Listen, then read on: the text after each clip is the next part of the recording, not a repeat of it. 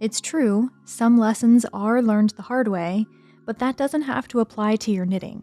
If you plan to knit your first hat in the near future, or if you're in the beginning stages of knitting your first one now, there's one lesson I really don't want you to learn the hard way. Knitting a hat on 16-inch circulars is arguably the easiest way to go, but there's one caveat. You can't knit the entire crown with those same needles. As you decrease to fewer and fewer stitches for the crown pattern, eventually the stitches won't stretch around the needles anymore, making it impossible to keep knitting. So here's one thing you can do. Get a second pair of circular needles with the same needle size, but a much longer cord. The 32-inch varieties work really well for this. Starting on a new round, work half the stitches onto the new needles, following your pattern, of course. Now, pull that needle, not all the way through, but most of the way, and continue knitting your pattern for the remainder of those stitches.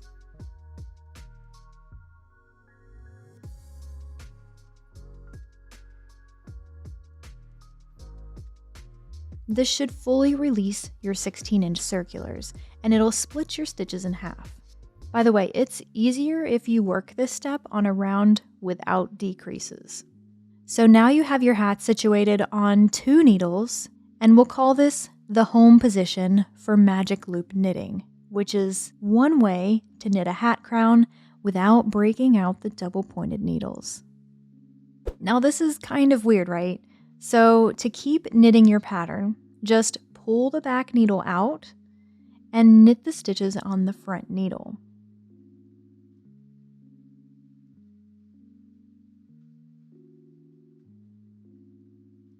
Then flip it and push the front stitches on the needle again. Pull the back needle out and knit the stitches on the front needle.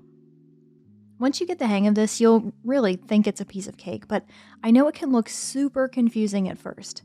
So just follow this rule of thumb if you find yourself getting lost in the loop. Get yourself in the home position with the needles pointing this way, cord over here, and working yarn from the back. From here, the next step is to always pull that back needle out and knit the front needle stitches with it. And when you run out of stitches, get yourself in that home position again and start again.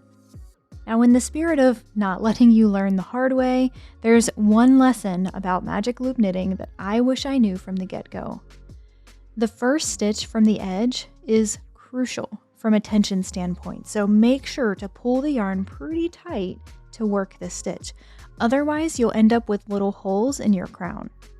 Going from 16-inch circulars to magic loop is my preferred way of knitting hats. I find starting the band magic loop can be a little more fiddly than this process of transferring it over. You don't know what you don't know, and that's what I aim to help you with here on this channel. So if you found this helpful, let me know in the comments and check out this video next. Happy knitting, and I'll see you in the next one.